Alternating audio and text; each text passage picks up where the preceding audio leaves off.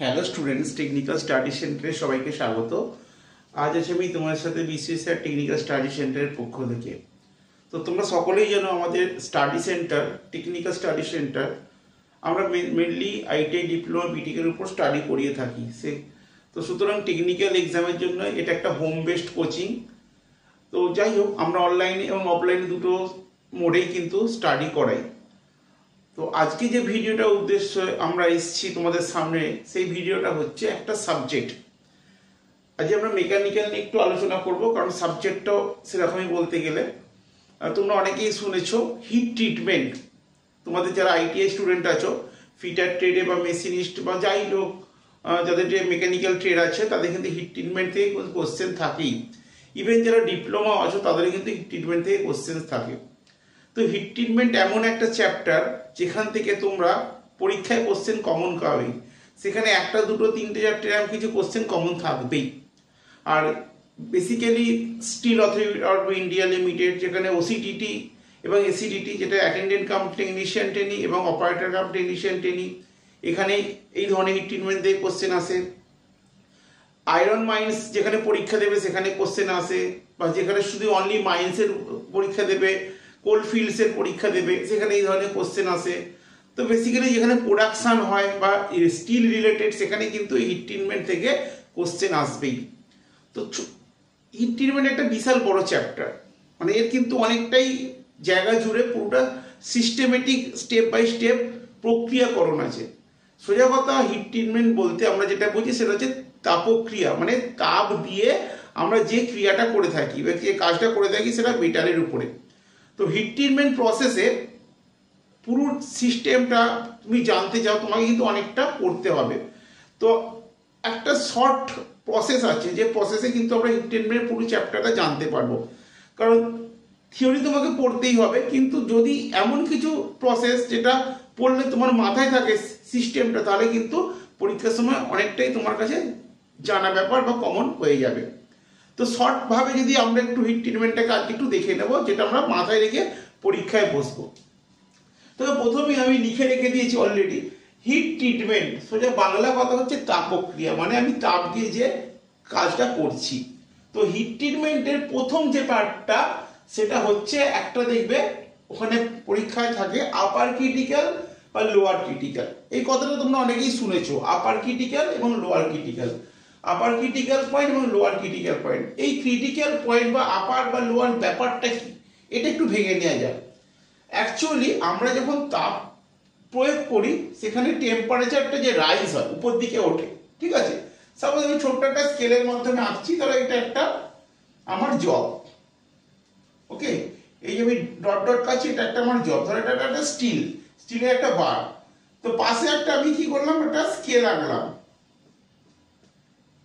স্কেলটায় আমি ধরো 0 থেকে 0, 10, 20, 30, 40, 50, 60 এরকম একটা স্কেল করলাম।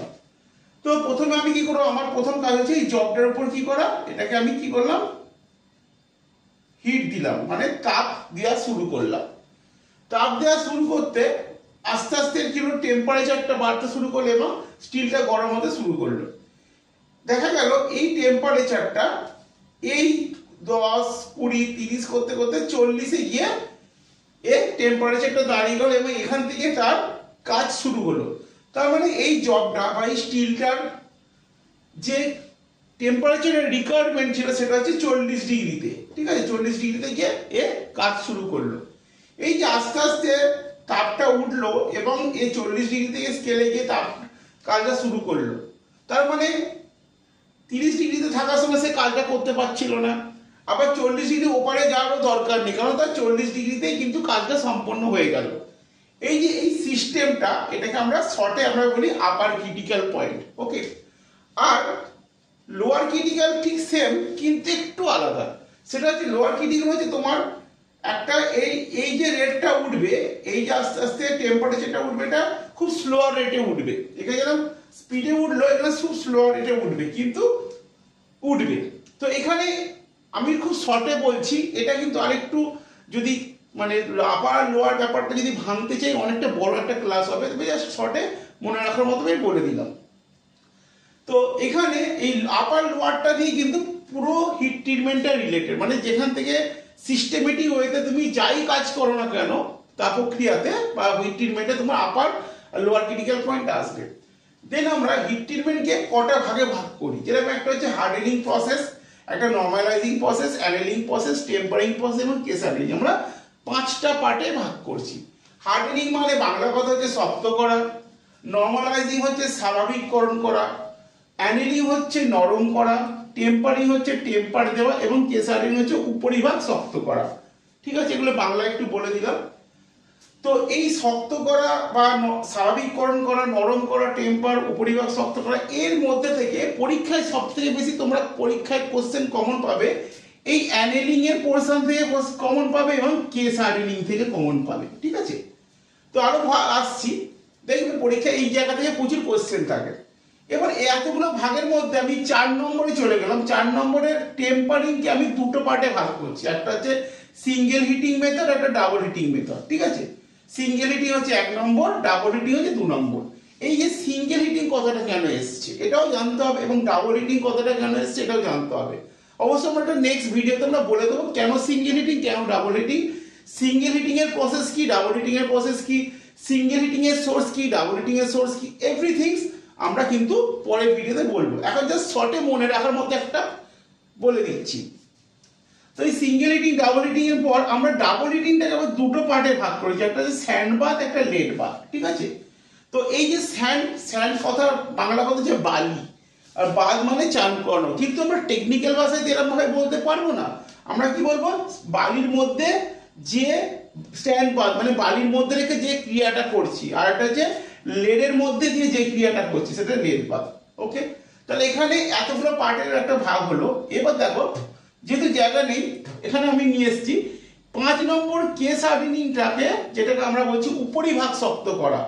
উপরিভাগ মানে কি, সাপোজ ধরো এর একটা জব আছে, এই একটা ধরো বক্স টাইপের একটা জব আছে।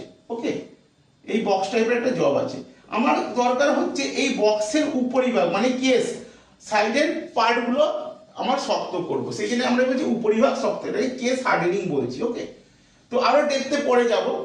তো এই কেস হার্ডেনিংটাকে আমরা কটা ভাগে ভাগ করছি, একটা হচ্ছে কারণ কেস হার্ডেনিং এর ভাগ মানে কেস হার্ডেনিংটাকে আমরা প্রসেসিং করছি, কোন প্রসেসে আমরা কেস হার্ডেনিং করতে পারি। যেরকম কার্বোরাইজিং এর মাধ্যমে কেস হার্ডেনিং করতে পারি, সায়ানাইডিং এর মাধ্যমে কেস হার্ডেনিং করতে পারি, নাইট্রাইটিং এর মাধ্যমে কেস হার্ডেনিং করতে পারি, ইন্ডাকশন হার্ডেনিং এর মাধ্যমে কেস হার্ডেনিং করতে পারি এবং ফ্লেম হার্ডেনিং এর মাধ্যমে আমরা কেস হার্ডেনিং করতে পারি। তো পরীক্ষায় তোমরা দেখবে কেস হার্ডেনিং, ইন্ডাকশন হার্ডেনিং থেকে প্রচুর পরীক্ষায় কোশ্চেন থাকে। ঠিক আছে, আর কার্বোরাইজিং থেকে। তো যাই হোক, তো এই 1 2 3 4 5 5টা প্রসেসে আমরা কি করি, কেস হার্ডেনিং করি, মানে এই উপরিভাগ শক্ত করি কোনো জবে। আবার এই কার্বোরাইজিংটাকে আমরা আবার 3টে পদ্ধতিতে করতে পারি, একটা হচ্ছে প্যাক কার্বোরাইজিং, একটা গ্যাস কার্বোরাইজিং, একটা লিকুইড কার্বোরাইজিং, 3টে। ওকে, প্যাক মানে কোনো কিছু মিশ্রিতকরণ, সেটাকে প্যাক, এবার গ্যাস হচ্ছে গ্যাসীয় এবং হচ্ছে লিকুইড। ঠিক আছে, তো যাই হোক, এই একটা শর্ট টাইপের হিট ট্রিটমেন্ট, এটা একটা মাথায় রেখে তোমাদের চলতে হবে। এবার পরীক্ষায় কোন কোন জায়গা থেকে কোশ্চেন আসবে পরীক্ষা, যেরকম হার্ডেনিং।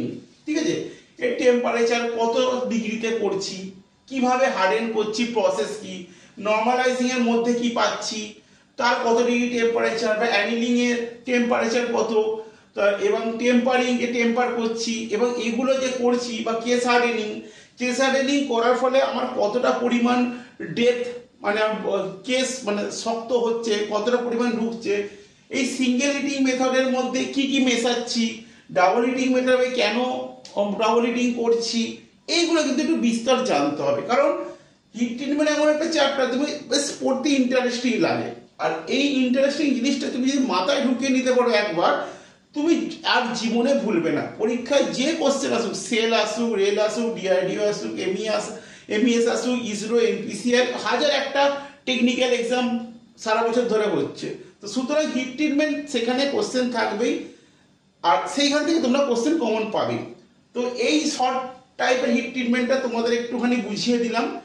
যদি তোমরা ডেপথে ঢুকতে চাও, অবশ্যই আমরা পরের ভিডিওতে জয়েন করবে, সেখানে আমরা একটু ডেপথে বলে দেবো এই হার্ডেনিং এর, নর্মালাইজিং, অ্যানেলিং, টেম্পারিং ভাগগুলো কি, তা কোনটাতে কার্বোরাইজিং আমরা ইউজ করি, সায়ানাইজিং নাইট্রিং আমরা কি কি ইউজ করি, ইন্ডাকশন হার্ডিং এ করি, ফ্লেম হার্ডিং এ কি ইউজ করি, কোনটা টেম্পারেচারে কত কাজ হচ্ছে, প্যাকের মধ্যে কি দিই, গ্যাসের মধ্যে কি দিই, লিকুইডে কি দিই, যাবতীয়। ঠিক আছে, আর একটা জিনিস মাথায় রাখতে হবে, এই যে হিট ট্রিটমেন্ট পুরো প্রসেসটা জানার পরে আদৌ হিট ট্রিটমেন্ট হচ্ছে কিনা কি করে বুঝবে, তোমাকে কিছু টেস্ট করতে হবে।